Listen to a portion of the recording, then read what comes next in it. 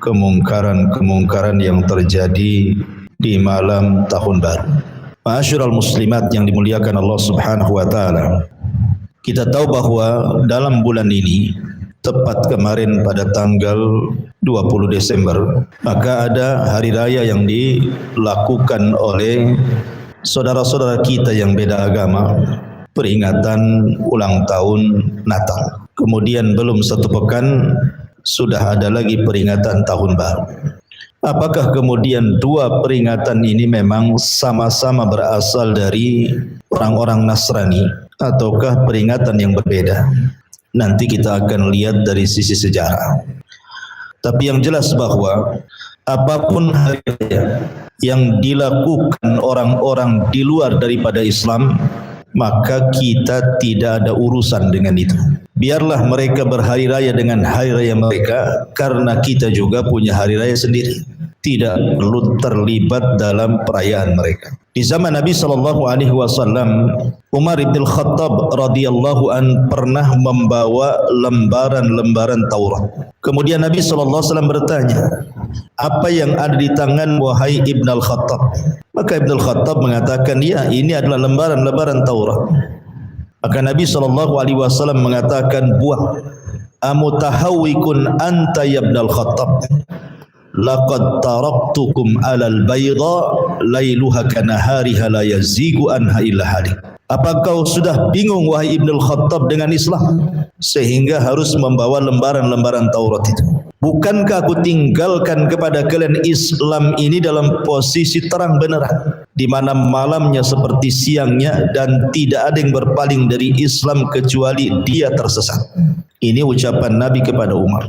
Yang ingin saya katakan, kita tahu bahwa Umar adalah Umar bin Khattab radhiyallahu anhu, yang disabdakan Nabi SAW, kebenaran berjalan di lisan dan hatinya, yang tidak ada satupun jalan ketika berpapasan dengan syaitan, syaitannya yang lari dari Umar. Dan dia adalah seorang yang mulham, diberikan ilham oleh Allah, setiap ucapannya turun wahyu menguatkannya. Itulah Umar. Tetapi walaupun demikian, orang secerdas Umar, orang sehebat Umar, yang tidak ada Umar setelah Umar bin Khattab radhiyallahu anhu sampai hari ini, dikhawatirkan oleh Nabi SAW agamanya ketika di tangannya memegang lembaran-lembaran Taurat. Rasul khawatir, padahal itu Umar. Pertanyaannya, bagaimana dengan selain Umar? Selain Ibnul Khattab, kita ini yang Nabi SAW khawatir dengan fitnah kepada agama Umar, tentu Nabi SAW lebih khawatir tentang agama kita. Makanya 14 abad yang silam Nabi SAW itu sudah memperingatkan, jangan mengikuti tata cara umat sebelum kita. Maksudnya orang Yahudi dan Nasrani. Sebab kalau Umar saja dikhawatirkan oleh Rasul agamanya, apalagi kita yang kemudian sejengkal demi sejengkal, sehasta demi sehasta mengikuti tata cara mereka, akhirnya tertanam kecintaan kepada mereka. Kata Nabi SAW, la tattabi'anna sanana man kana qablakum shibran bi shibrin wa dhira'an bi dhira'in hatta law dakhalu juhra dhabbin la dakhaltum. Kata Nabi SAW, kalian kelak akan mengikuti tata cara umat sebelum kalian, sejengkal demi sejengkal, sehasta demi sehasta, hatta sekalipun mereka masuk ke lubang biawak yang berkelok di padang pasir sekalipun, kalian ikut di belakangnya.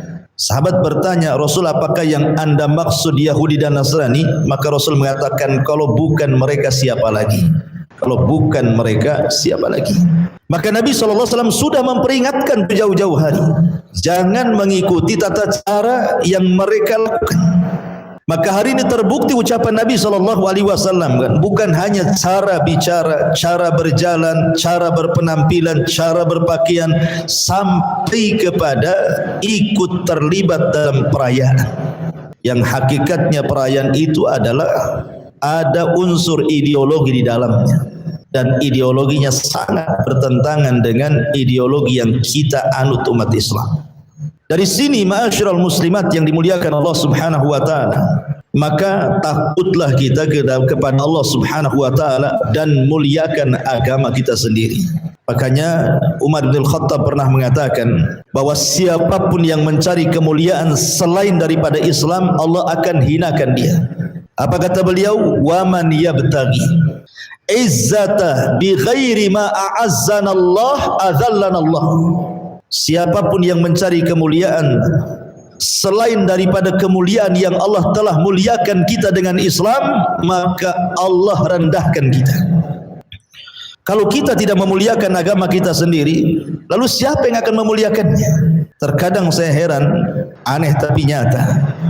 Ada sebagian kaum muslimin yang ketika terlibat dalam perayaan-perayaan orang-orang kafir, mereka lebih bahagia, bisa tertawa lebar, berani mengeluarkan waktunya, biayanya, tenaganya, bahkan sekalipun harus menghambur-hamburkan hartanya, mereka puas. Dan itu mereka tidak lakukan ketika datang Idul Fitri, Idul Adha atau Yaumul Jum'ah. Kenapa demikian? Karena kecintaan kepada Islam sudah dicabut. Kalau orang sudah menanamkan kecintaan kepada selain Islam, maka dia akan kurang kecintaannya ke dalam Islam. Itulah yang kita khawatirkan, jatuh kepada permasalahan al-wala wal bara. Ini masalahnya di sini. Ma'asyiral muslimat yang dimuliakan Allah Subhanahu wa taala. Contoh saja, kemarin pada tanggal 25 Desember, saudara kita yang beda agama dari kalangan Nasrani melakukan hari raya, karena setiap agama itu punya hari raya. Semua agama. Hindu punya hari raya sendiri, Buddha punya hari raya sendiri, bahkan orang Cina pun punya hari raya sendiri yang kita kenal dengan Imlek gitu kan. Semua punya hari raya.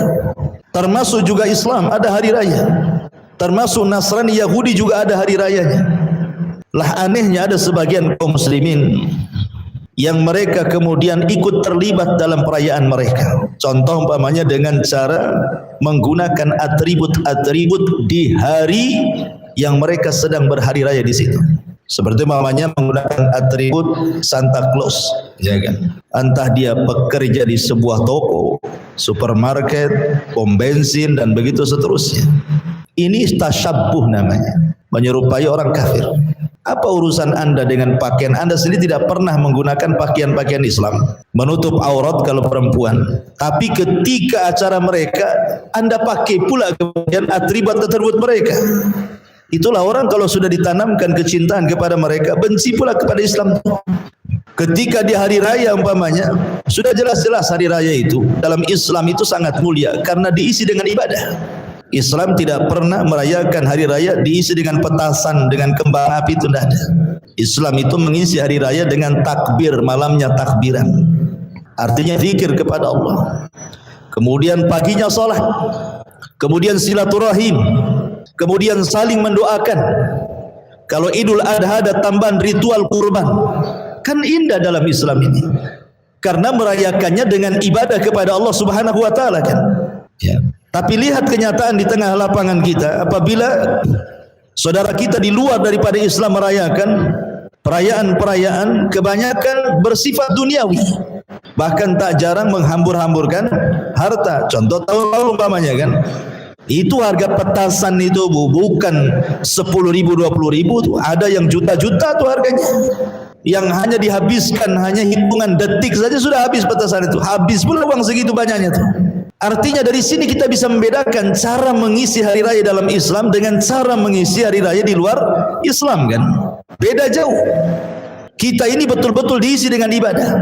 Lah kemana Anda selaku muslim ketika hari raya itu? Sudahkah Anda melaksanakan seperti yang Anda ikut serta dengan perayaan orang lain? Itu yang kemudian kita sayangkan. Sampai kemudian mereka pun sebagian kaum muslimin ada yang disayangkan juga mengucapkan selamat hari kepada ulang tahunnya di luar daripada Islam. Masalahnya Bu, mengucapkan selamat seperti hari raya Natal atau tahun baru itu bukan hanya sekedar ucapan, itu masalahnya. Karena Nabi SAW pernah mengatakan, wa innal abda la yatakallamu bil kalimati la yulki laha balan yahwi sahibuha fi nari jahannam ab'ad ma bainal masyriqi wal maghrib. Terkadang seorang hamba mengucapkan satu kalimat, lihat bahasa Nabi, Rasul tidak mengatakan berkalimat-kalimat, cukup satu kalimat. Tapi satu kalimat ini kata Rasul mengandung kemurkaan Allah. Apa yang terjadi? Maka Allah Subhanahu wa taala, Rasul katakan, dia ucapkan satu kalimat itu tanpa sadar mengandung kemurkaan Allah, itu cukup memasukkan pelakunya ke dalam neraka jahanam yang lebih dalam dibandingkan jarak timur dan barat, kata Nabi. Artinya mengucapkan selamat itu bukan hanya ucapan saja, tidak, tapi di dalam ucapan itu terkandung penyelisihan kepada keyakinan. Kita ini punya keyakinan. Apa yang sebenarnya terjadi dengan ucapan itu? Kenapa para ulama banyak mengharamkannya? Sampai Al-Imam Ibnul Qayyim rahimahullah ta'ala mengatakan faharamun bil ittifaq, haram secara kesepakatan ulama. At-tahni'atu ala a'yadil kufar, mengucapkan selamat kepada id-idnya orang-orang kafir, kata Ibnul Qayyim. Karena langsung ataupun tidak langsung, sadar ataupun tidak sadar, berarti kita ini mengakui tiga perkara yang ada pada agama mereka. Dan ini semuanya bahaya tiga-tiganya. Pertama, mengakui Isa itu sebagai Tuhan, satu di antara tiga Tuhan, atau mengakui bahwa Isa itu anak Tuhan. Ini kan bahaya. Karena keyakinan Nasrani terhadap Isa itu, ketika Isa lahir itu dia sebagai anak Tuhan, atau satu di antara tiga Tuhan, atau yang lebih ekstrim mengatakan Isa itu Tuhan.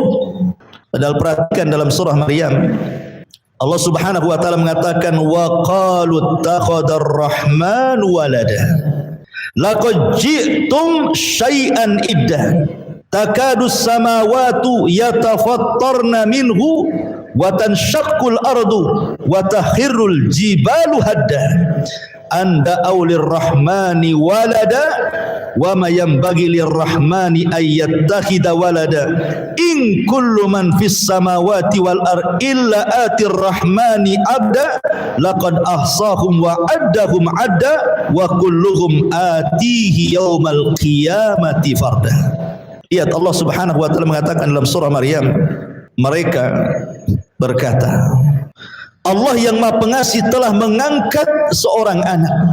Sungguh kamu benar-benar telah mendatangkan sesuatu yang sangat mungkar. Karena ucapanmu itu hampir saja langit pecah, bumi terbelah, gunung-gunung runtuh berkeping-keping. Hal itu terjadi karena mereka menganggap Allah yang Maha Pengasih mempunyai anak. Tidak pantas Allah itu mengangkat seorang anak. Tidak ada seorang pun di langit dan di bumi kecuali akan datang kepada Allah yang Maha Pengasih sebagai hamba sendirian. Sungguh dia Allah benar-benar telah menentukan jumlah mereka dan menghitung dengan teliti. Semuanya akan datang kepada Allah pada hari kiamat sendiri-sendiri. Siapapun yang datang kepada Allah yang ketika di dunia menganggap si fulan Tuhan, si alan Tuhan, maka dia tidak akan membuat Tuhannya pada hari kiamat. Karena Tuhannya hanya satu, Allah Subhanahu wa taala. Lihat bagaimana pengaruh orang-orang yang mengatakan seperti itu, sampai Allah mengatakan hampir-hampir ucapan mereka itu membuat langit pecah, bumi terbelah, gunung-gunung runtuh berkeping-keping. Karena ucapan itu bukan ucapan biasa. Itu ucapan kemungkaran yang luar biasa. Allah bisa marah dengan memecahkan langit, membelah bumi dan meruntuhkan gunung-gunung. Makanya kenapa Allah Subhanahu wa taala dengan tegas mengatakan laqad kafara alladzina qalu innallaha tsalitsu salasah. Telah kafir orang yang mengatakan Allah itu satu di antara tiga Tuhan. Dikafirkan karena keyakinan kita ini kul huwallahu ahad Allahus samad lam yalid wa lam yulad wa lam yakul lahu kufuwan ahad. Kita ini berkeyakinan Allah itu tunggal esa. Semua makhluk bergantung kepada Allah dan Allah tidak beranak dan tidak diperanakkan.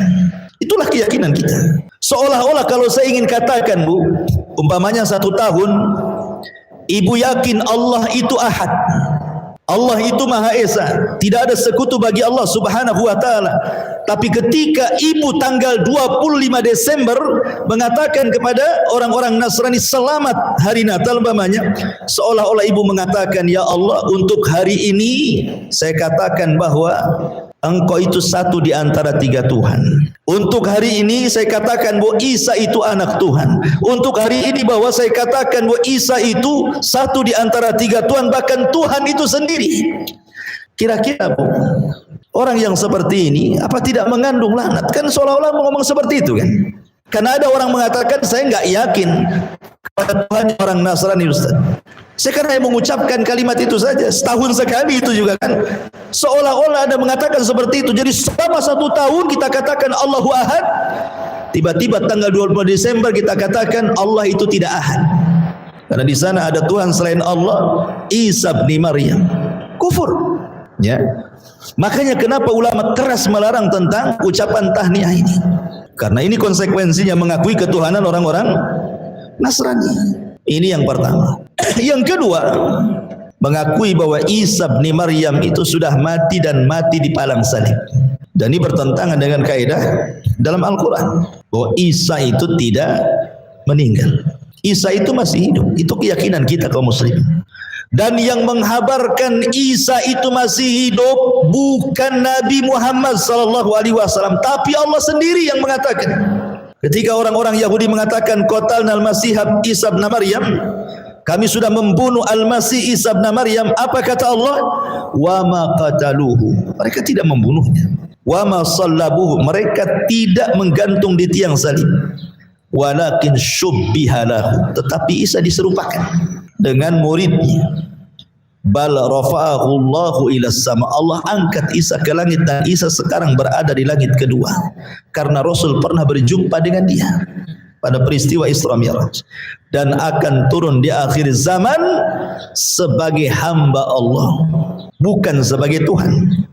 Makanya kenapa Nabi SAW selalu mempertegas dalam hadis Nabi SAW bahwa Isa itu Abdullahi wa Rasuluh. Isa itu hamba Allah dan Rasulnya, bukan Tuhan, bukan satu di antara tiga Tuhan, bukan pula anak Tuhan. Isa itu hamba Allah dan dia adalah Rasul Allah Subhanahu wa taala, sama dengan Rasul-Rasul Bani Israel yang diutus kepada Bani Israel. Soal kemudian dia terlahir tanpa bapa, maka Al-Quran juga sudah mengatakan inna mathala Isa kamathali Adam khalaqahu min turab. Permisalan Isa itu sama dengan Adam. Adam lebih hebat lagi, tanpa ayah dan bapa tercipta dengan kalimat kun fayakun kan gitu. Tetapi Isa masih ada ibu.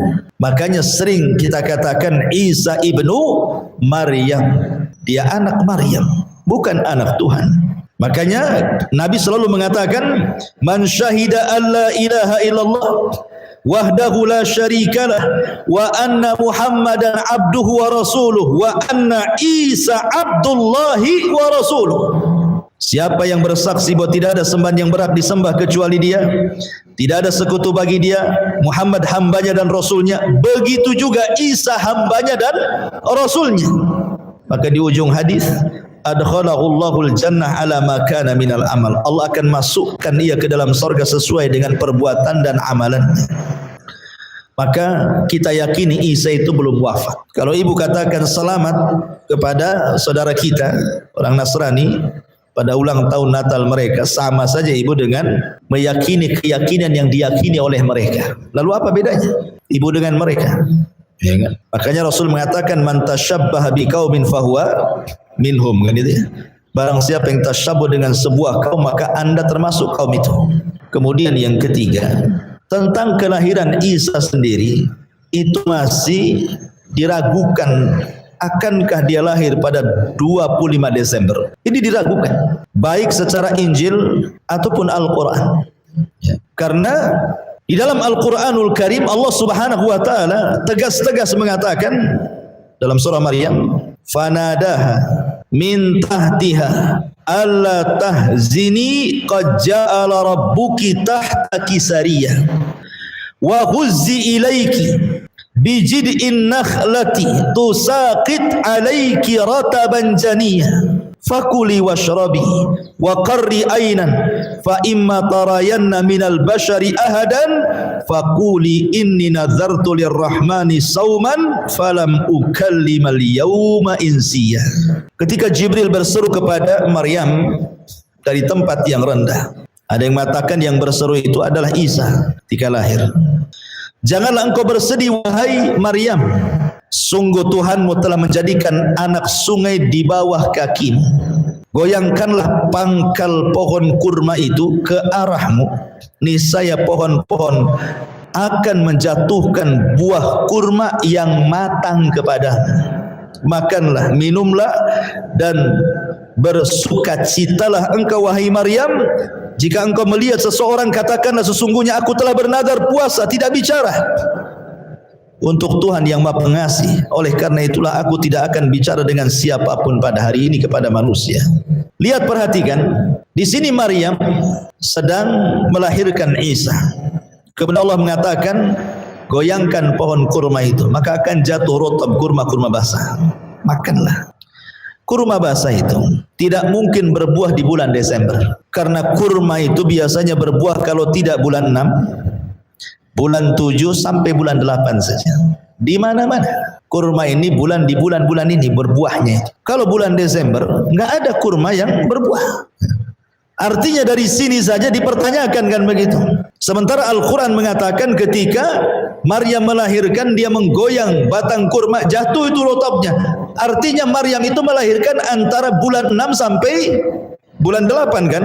Mungkin bulan 6-nya, mungkin bulan 7-nya, mungkin bulan 8-nya. Tidak ada bulan 12. Kemudian juga tidak ada salju. Karena dijelaskan dalam Injil itu sampai kambing-kambing berlarian gitu. Mana ada orang datang salju kemudian nernak kambing pula di salju. Apa yang dimakan? Ya kan gitu. Tutuplah rumputnya kan, dinginan. Ya. Artinya bahwa dari segi penanggalan saja mereka tidak bisa memastikan itu. Tanggal 25 Desember itu tidak ada. Mereka sendiri tidak bisa memastikan itu. Sehingga kemudian kita tidak tahu penanggalannya kapan kan. Tapi yang jelas Allah Subhanahu wa taala menjelaskan kapan Maryam lahir. Kapan Maryam melahirkan Isa? Sebutkan dalam surah Maryam. Sesuatu yang ragu-ragu dalam Islam ini, kok kita ucapkan selamat, gimana ceritanya? Ya, makanya dari sini sudah kita katakan bahwa Islam punya acara sendiri, kalian punya acara sendiri, dan Islam mengajarkan kepada umatnya la ikraha fiddin, tidak ada ikrah paksaan dalam agama. Saya tidak memaksa Anda mengucapkan ulang tahun kami, tetapi tolong jangan paksa kami juga mengucapkan ulang tahun kami. Karena terkadang mereka sedang memancing-mancing. Kalau kita Idul Fitri, Idul Adha, buat mereka spanduk, selamat dari kami untuk kalian, supaya ketika mereka melakukan hari raya, hendaklah dilakukan yang sama. Buat juga lah spanduk untuk kami, katanya. Soalnya kan seperti itu ya. Tapi masalahnya, saya lihat di YouTube banyak juga kalau orang-orang Nasrani sendiri, ketika ada orang Islam tidak mengucapkan hari raya mereka, tidak sakit hati mereka. Bahkan mereka sebagiannya menghargai, karena memang ini bukan ranah agama Islam, itu agama mereka kan gitu. Masalahnya sekarang yang sebel, yang sakit hati itu bukan orang Nasrani ke kita, orang Islam sendiri. Yang ketika kita mamanya seperti ini menyebutkan dalil-dalil fatwa-fatwa para ulama tentang haramnya mengucapkan tahniah ini, yang sewot itu bukan orang Nasrani, orang Islam sendiri. Bahkan ada di YouTube itu sampai merendahkan orang-orang para ulama yang memfatwakan tentang haramnya tahniah dan mengatakan itu pengetahuan sangat dangkal. Buktinya tidak ada di Quran, tidak ada di hadis itu tentang larangan itu. Seolah-olah dia memahami Quran itu letterlek seperti itu. Kalau tidak ada, ya nggak ada. Lafadznya itu maksudnya. Padahal Quran itu ada dalil yang bersifat umum, ada dalil bersifat khusus, ada namanya takyidul mutlak, ada takhsisul am, ada tafsir Quran dengan Quran, tafsir hadis kepada Quran, tafsir para sahabat. Ya memang lafadznya memang nggak ada. Kalau mereka mengatakan oh di Quran kan nggak ada lafadznya larangan, oh tidak boleh mengucapkan selamat. Tapi di Quran ada kata-kata walladzina la yashhaduna zura dalam surah Furqan.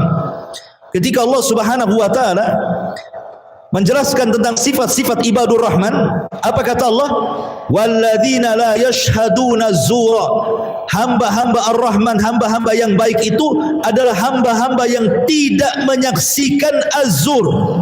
Al-Imam Mujahid, Abul Aliyah dan para mufassir yang lainnya, maksud zur di sini artinya adalah a'yadul kuffar wal musyrikin. Artinya hamba-hamba yang Rahman itu mereka tidak pernah hadir menyaksikan terlibat dalam perayaan orang kafir. Kan ayat itu kan ada ahli tafsirnya, bukan ahli mentafsirkan. Apalagi ulama-ulama kita sejak zaman dulu gitu ya, itu mengharamkan perkara ini. Jangankan para ulama, sahabat sekelas Abdullah ibn Umar radhiyallahu anhu saja mewanti-wanti tentang satu perayaan yang biasa dilakukan orang-orang Persia, yang ketika Rasul hijrah ke Madinah dilakukan oleh orang Islam, namanya perayaan Nairuz dan Mihrajah. Sama Abdullah ibn Umar dilarang, tidak boleh terlibat, karena dikhawatirkan itu memancing azab Allah Subhanahu wa taala menimpa kepada mereka. Maka kita katakan bahwa kita punya Islam dan ini agama kebanggaan kita, maka muliakan Islam kita. Lakum dinukum waliyadin. Kita punya agama, mereka juga punya agama. Sudah, kita tidak perlu terlibat dalam agama mereka sebagaimana mereka juga tidak perlu terlibat dalam agama kita.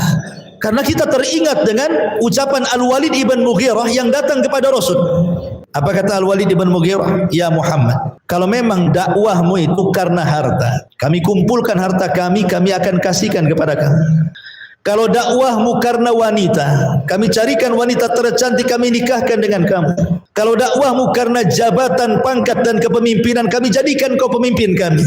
Tapi kalau dakwahmu karena kegilaan kamu, kami carikan dokter dan tabib untuk mengobati kegilaan. Milih yang mana wahai Muhammad? Tapi Rasul diam. Kemudian Al-Walid mengatakan, ya sudah gini saja wahai Muhammad. Bagaimana kalau seandainya engkau beribadah dengan cara ibadah kami 1 tahun, tahun depan kami beribadah dengan cara ibadah kamu 1 tahun. Nanti tinggal pilih mana yang lebih benar katanya. Maka turun ayat, Qul ya ayyuhal kafirun la a'budu ma ta'budun, sampai kepada lakum dinukum waliyadin. Ya. Artinya Nabi SAW langsung turun ayat bahwa tidak boleh mencampur adukan sebuah keyakinan. Islam ini enggak kan itu. Al-Walid mengatakan sudahlah kau masuk musyrik dulu setahun, nanti kami masuk engkau setahun. Itu kan mencampur adukan namanya. Kolaborasi dua keyakinan, jadi dua Tuhan itu dijadikan satu jadinya. Kan sama saja kan. Anda sedang kalau kemudian ikut terlibat dengan acara ketuhanan mereka, berarti kan kita ragu-ragu dengan Tuhan kita, mencampur adukan yang hak dengan yang batil jadinya. Makanya kita tidak pernah terlibat dengan ulang tahun mereka, baik ucapan tahniah, baik gaya mereka, pakaian mereka, atau atribut mereka, atau acara mereka. Itu urusan kalian, tidak ada urusan dengan kami. Sebagaimana juga kalian juga tidak ada urusan dengan kami. Dalam persoalan agama itu masing-masing lah, keyakinan masing-masing. Lah ini yang kurang dipahami oleh saudara-saudara kita. Hanya berdalil tentang toleransi, keberagaman dan yang lainnya, sampai mereka mengorbankan akidah. Kemudian berusaha mencari rukhsah ulama-ulama mutaakhirin kontemporer tentang fatwa-fatwa bolehnya mengucapkan dan juga ikut terlibat dalam acara mereka. Padahal jelas ya bahwa toleransi dalam Islam itu bukan tidak diajarkan. Kita yang paling berlapang dada dengan mereka. Karena kalau seandainya ada orang di luar Islam yang minoritas hidup di tengah-tengah mayoritas Islam, aman mereka, nggak akan dimusuhi. Coba sekarang kita lihat di Rohingya, ketika Muslim minoritas di tengah-tengah orang kafir mayoritas, apa yang terjadi? Dibuatlah Islamophobia, seolah-olah kemudian Islam itu agama yang buruk. Terkadang diserang ideologinya, diserang pemahamannya, sampai diserang fisik dan keluarganya, sampai diusir. Ya. Kurang tenggang rasa gimana lagi kita ini? Karena memang Nabi mengajarkan kita harus menghargai orang-orang kafir selama mereka tidak menyerang, selama mereka tidak memerangi Islam kan? Karena kafir itu kan ada 3, ada 4. Ada kafir harbi, ada kafir musta'man, ada kafir dhimmi, ada kafir ahdi. Ya. Kafir harbi artinya kafir yang menyerang. Ini tidak bisa dibiarkan. Mereka nyerang, kita serang balik. Ya. Yang kedua, kafir musta'man. Ada orang kafir luar masuk ke negeri kita, minta suaka, entah mau jalan, entah mau bisnis, mau apa, cetoklah, akhirnya dikasihlah dia izin masuk. Berarti negara kita memberikan keamanan. Amankan dia, jangan disentuh badannya, jangan disakiti, ya, karena negara sudah menjamin keamanannya. Atau kafir zimmi, kafir yang satu atap dengan kita, satu perumahan dengan kita, satu wilayah, satu desa dengan kita, dan negara kita melindungi dengan undang-undangnya, mereka juga warga negara, maka itu zimmi, tidak boleh disakiti, ya. Bahkan Rasul mengancam siapa yang menyakiti kafir zimmi, bahkan menyerangnya, dia tidak akan mencium bau surga, kata Rasul. Atau kafir ahdi yang ada kerjasama, dua negara, satu negara Islam, satu negara kafir, kerjasama dalam ekonomi, bilateral, keamanan dan macam-macam, maka negara yang ada kerjasama dengan negara Islam tidak boleh diserang, karena ada perjanjian di situ. Bahkan secara khusus Islam mengajarkan kalau ada orang kafir yang bukan harbi, dia kelaparan, kemudian kita tidak bisa memberi makan dan membiarkan dia mati, berdosa kita, ya. Jadi kalau kita bicara Islam itu sangat menghargai sejak zaman itu. Di zaman Rasul sudah berdampingan dengan Yahudi, Nasrani, orang-orang musyrik di Madinah. Lihat bagaimana akhlak Nabi kepada mereka, luar biasa. Justru orang Yahudi yang suka menyakiti Rasul sallallahu alaihi wasallam. Karena Islam bukan agama teroris, Islam bukan agama radikalis, Islam pula bukan agama sadis. Bukan seperti yang mereka katakan kalau tidak mengucapkan kalimat Natal, ekstremis itu katanya. Bukan ekstremis, kita mengatakan yang hak itu hak, yang batil itu batil. Allahumma arinal haqqa haqqan warzuqna ittiba'ah. Ya Allah, anugerahkan, tampakkan kepada kami yang hak itu hak supaya kita bisa mengikutinya. Karena banyak orang yang tahu itu hak tidak mengikutinya. Makanya kita kalau ditampakkan kebenaran langsung ikut, minta kepada Allah untuk bisa mengikutinya, gitu maksudnya. Ini dari sisi perayaan di luar Islam. Ya, karena kita bicara orang Nasrani karena baru kemarin lewat gitu ya, 25 Desember. Sekarang kita masuk ke tahun baru. Ma'asyiral muslimat yang dimuliakan Allah Subhanahu wa taala, penanggalan ataupun kalender bahasa kita. Di negeri kita kan memakai dua kalender. Ada kalender Masehi, ada kalender Hijriah. Walaupun sangat disayangkan, Hijriahnya kecil, Masehinya besar. Harus pakai kacamata kalau tengok Hijriah itu karena kecil, kecuali Jabal Uhud yang cetak kan itu. Maka yang besar Hijriahnya, Masehinya kita kecilkan. Tapi umumnya kalender-kalender Masehinya besar kan. Ya mungkin karena tanggal gajian dan nampak gitu kan, kita nggak tahu juga ya. Artinya bahwa di negeri kita ini ada dua kalender.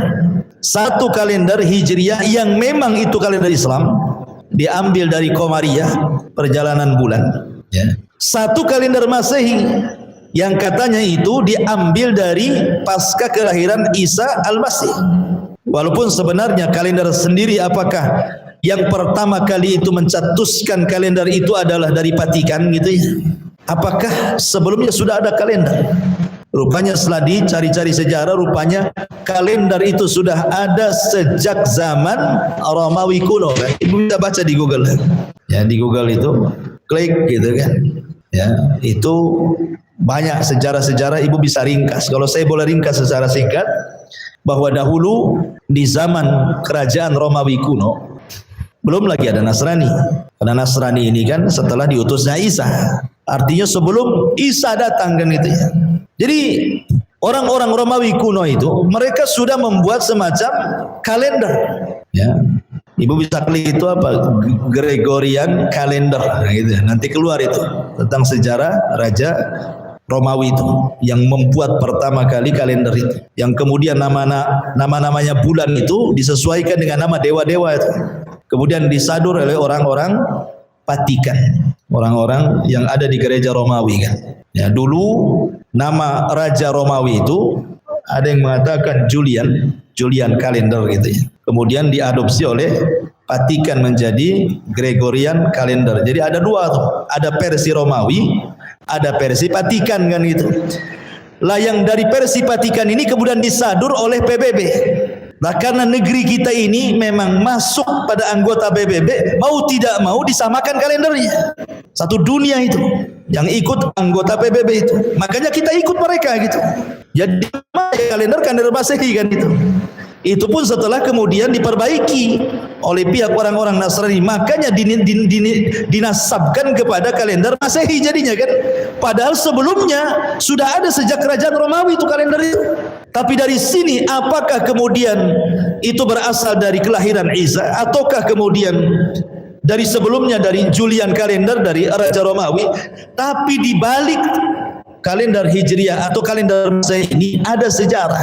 Itu yang kita akan bahas. Bukan kalendernya. Kalau kalendernya ibu bisa pakai nggak masalah. Karena nggak ada pengaruh dengan keyakinan kalender itu. Ibu pasang kalender Masehi tidak ada masalah. Kan nggak ada keyakinan, hanya nengok tanggal saja. Ya. Yang jadi masalah itu bukan kalendernya.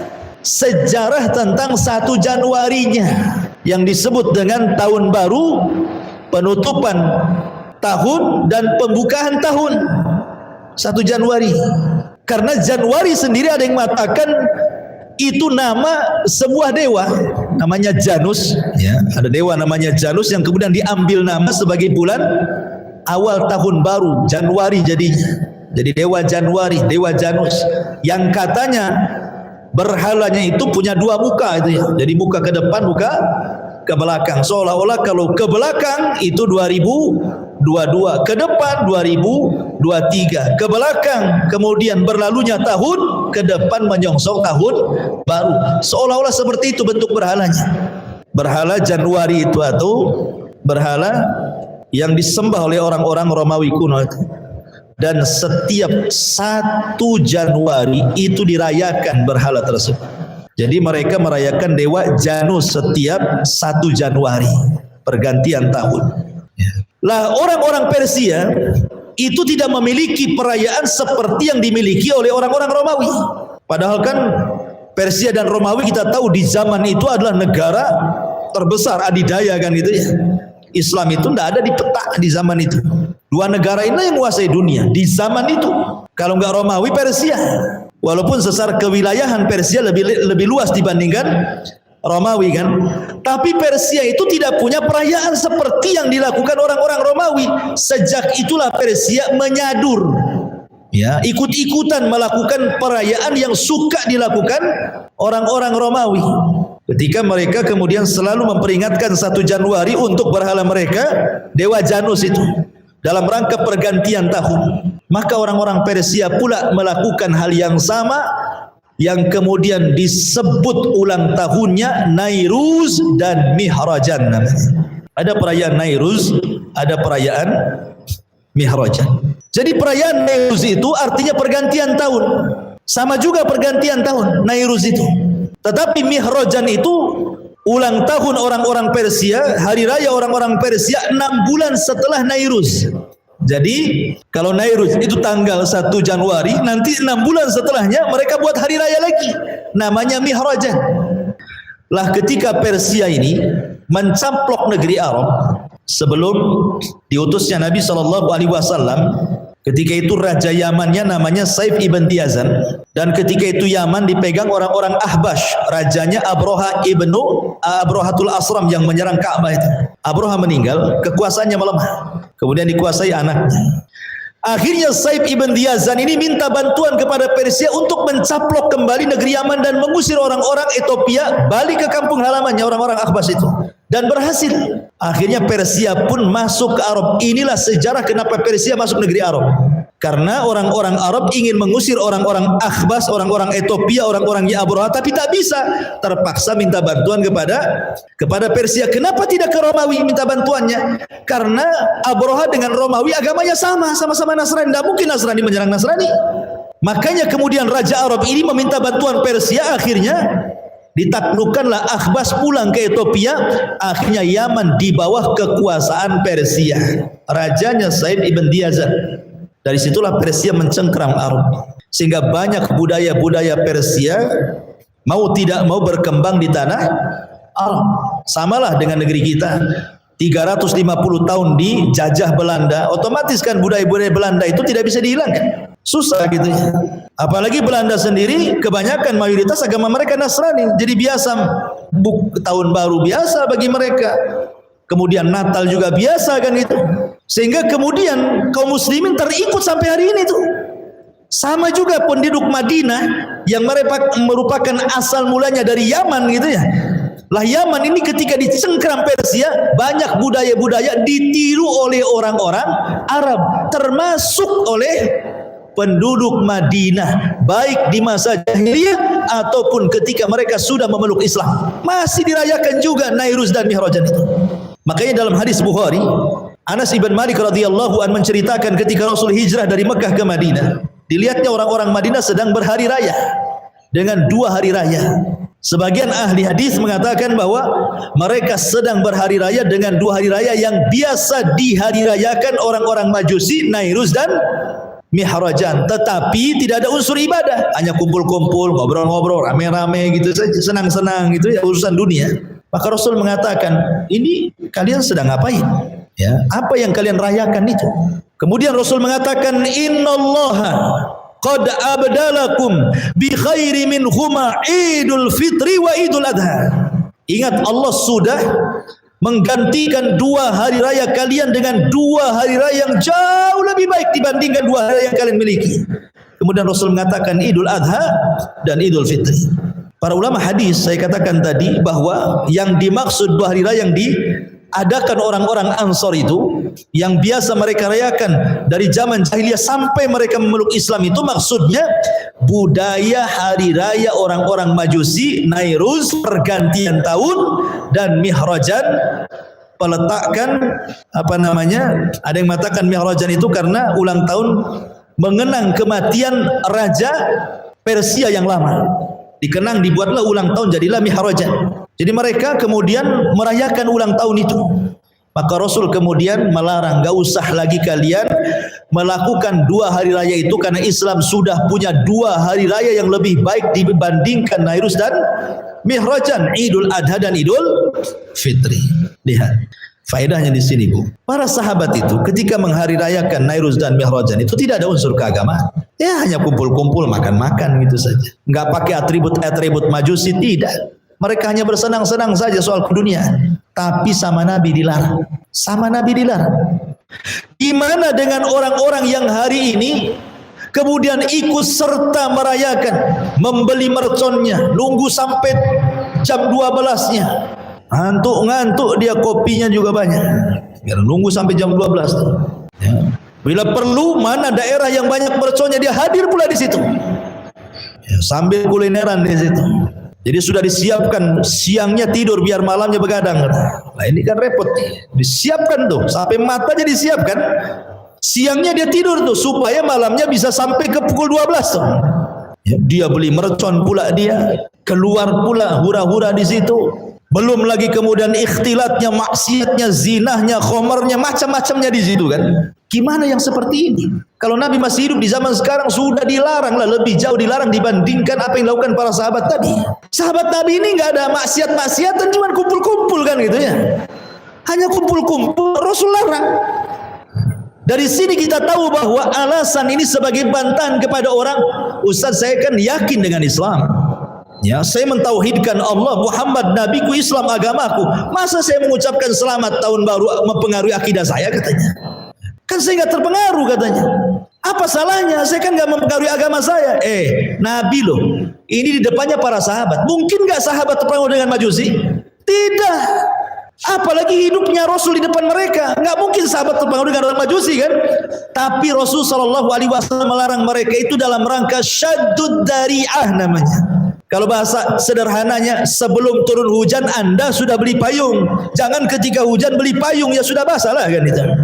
Artinya sebelum kemudian tertanam loyalitas, kecintaan kepada mereka, dicegah dulu. Karena biasanya kalau sudah ikut-ikutan, akhirnya berakhir dengan tasyabbuh, menyerupai. Kalau sudah menyerupai, timbullah kecintaan, akhirnya tertanamlah loyalitas kepada mereka. Kalau sudah itu yang terjadi, habislah akidah kita. Ya. Itu makanya nggak usah ikut-ikut, ngapain pula ikut-ikut. Makanya nasihat saya kepada ibu-ibu yang punya anak gadis, anak bujang, Ya, punya saudara laki-laki. Biasanya kan anak-anak tanggung-tanggung itu yang keluar itu. Kalau nenek-nenek ngapain pula keluar kan? Di rumah saja lah. Yang parahnya sudah nenek-nenek kemudian pegang petasan pula kan. Nenek-nenek pegang-pegang kembang api pula. Jadi nasihati jangan, sudah nanti malam nih nggak perlu keluar, ngapain keluar? Kalau makan ya kayak biasa saja lah. Kalau mau keluar ke warung ya habis itu balik. Ya. Nggak usah nunggu jam 12 tuh, ngapain ditunggu-tunggu pula.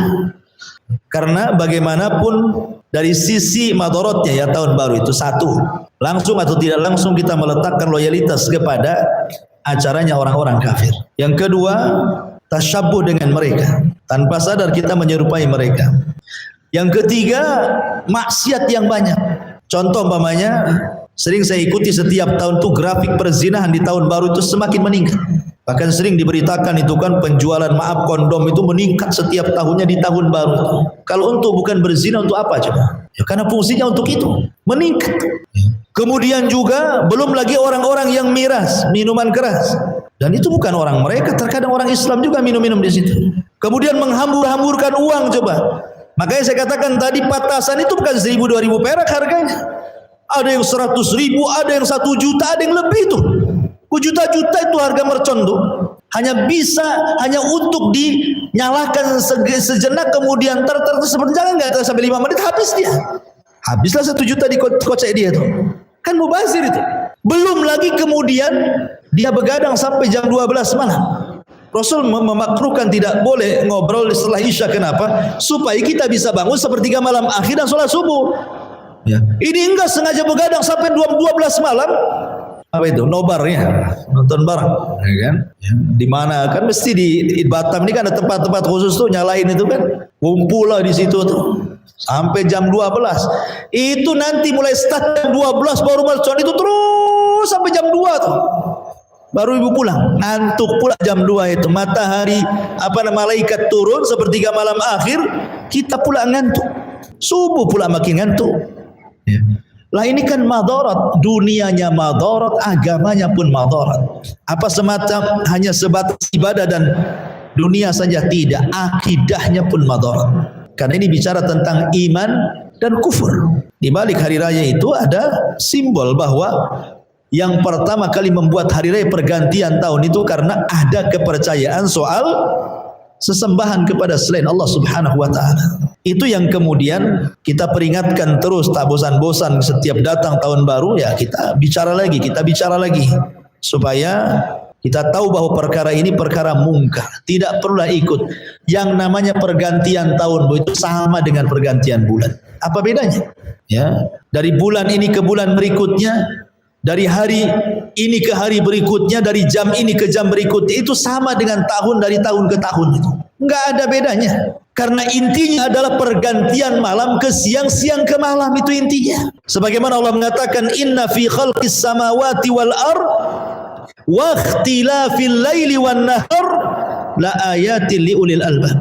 Sesungguhnya pada penciptaan langit dan bumi, kemudian bergesernya ada malam, ada siang dan sebaliknya, itu sebuah tanda-tanda kuasa Allah bahwa Allah berkuasa menggantikan siang ke malam, malam ke siang dan begitu seterusnya sehingga kemudian waktu berjalan dari hari ke minggu, minggu pergi datang bulan, bulan berlalu datang tahun, tahun pergi datang lagi tahun depan. Itu kan sesuatu yang memang sudah kudrat manusia itu akan berjalan dengan waktu seperti itu. Ya. Justru Hasan Al-Basri rahimahullahu ta'ala sampai mengatakan kullama naqasa yauman naqasa fi umrihi yauman. Setiap ibu lewat 1 hari berarti umur ibu lewat 1 hari. Setiap lewat 1 bulan umur ibu lewat 1 bulan. Setiap lewat 1 tahun hilang dari ibu umur 1 tahun. Artinya semakin berlalunya tahun dekat dengan kematian, itu maksudnya. Harusnya kan sedih. Bukankah Rasul yang mengatakan bahwa khairukum man tola umruhu wa hasuna amaluhu, kan gitu ya. Sebaik-baik kalian itu yang dipanjangkan usianya dan baik amalannya. Baik amalannya, panjang umurnya, baik pula amalannya. Sekarang kita sudah tahu nih, kalau dalam hitungan penanggalan kalender Masehi, berarti nanti malam tepat pada pukul 12 malam, kalau hitungan Masehi, berarti umur kita sudah berkurang tuh. Karena sudah bertambah kan? Nampaknya bertambah, hakikatnya berkurang. Kenapa demikian? Karena Rasul membatasi umur ibu itu antara 60 sampai 70 tahun saja. Kalau di antara ibu sekarang ada umurnya 50 tahun dan Rasul mengatakan antara 60 sampai 70 tahun saja, kan sudah dikira-kira tuh. Wah, berarti umur saya bisa segini nih. Kalau sampai. Nah, itu. Kadang-kadang belum sampai 60 tahun sudah meninggal. Kita tidak tahu usia kita kapan kan. Maka jangan pernah mengundang laknat di permulaan tahun. Sudah cukuplah akhir tahun ini banyak musibah di negeri kita ini. Macam-macam musibah. Gempa, banjir, gunung meletus, macam-macam. Mau diundang lagi laknat Allah di tahun baru ini? Bukankah musibah tidak mungkin datang kecuali karena kemurkaan Allah, dan tidaklah Allah murka kecuali karena kemaksiatan. Yang kita khawatirkan bahwa seperti gempa, banjir, gunung meletus, angin puting beliung yang di akhir-akhir tahun ini hampir di semua daerah ada. Kenapa Allah kirimkan perkara-perkara seperti itu juga? Jawabannya cuma satu, wa ma nursilu bil ayati illa takhwifa. Tidaklah kami mengutus ayat-ayat tanda-tanda adanya banjir, adanya gunung meletus, adanya ini, adanya itu, musibah-musibah itu, kecuali dalam rangka menakut-nakuti hambanya. Kalau nanti malam kemudian kita bermaksiat dalam rangka menjelang tahun baru, itu sama saja kita tidak takut dengan Allah yang menakut-nakuti kita.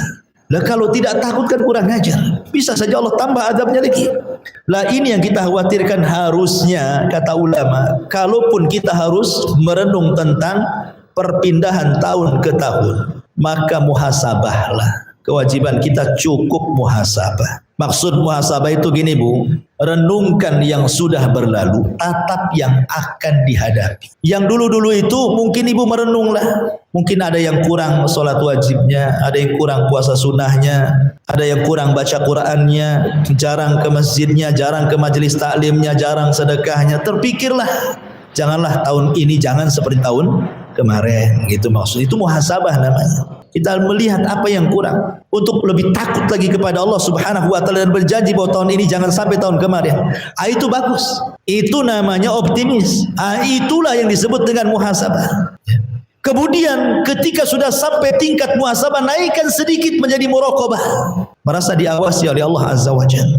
Bahwa saya ini sedang diawasi. Jangan sampai bermaksiat. Sehingga nanti naik dari sifat muraqabah itu menjadi sifat tazkiyah nafs. Jiwa kita akan tenang, akan bersih, sehingga akan selalu ihsan dalam kehidupannya. Dari sini ma'asyiral muslimat yang dimuliakan Allah Azza wa Jalla, maka kewajiban kita menghadapi tahun adalah wal tanzur nafsun ma qaddamat lighad. Ketika Umar bin Khattab memberikan catatan kepada ayat ini, Umar mengatakan hasibu anfusakum qabla an tuhasab. Hisablah diri-diri kalian sebelum Allah nanti yang menghisab.